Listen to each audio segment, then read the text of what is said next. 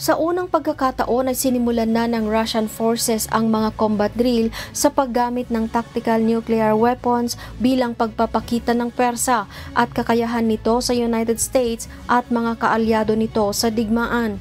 Iniutos ni Russian President Vladimir Putin ang drill isang araw bago siya nanumpa bilang bagong halal na pangulo ng Russia at bilang tugon sa provocative statement ng Western countries na ito'y banta sa seguridad ng Russia.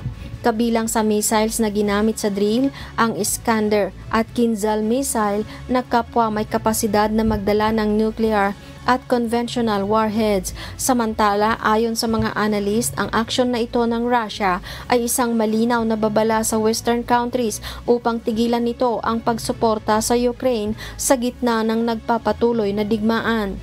Dagdag nito, umaasa naman ang Foreign Ministry ng Russia na magpapalamig sa mainit na ulo ng Western countries ang drill na ito at mapagtanto ng mga ito ang potensyal na sakuna at panganib na dala ng gyera. Kaugnay nito, masusing binabantayan naman ng Western militaries ang pagsasanay na ito ng Russia upang makapagsagawa ng ibayong paghahanda sa anumang kasunod na hakbang ng Russia.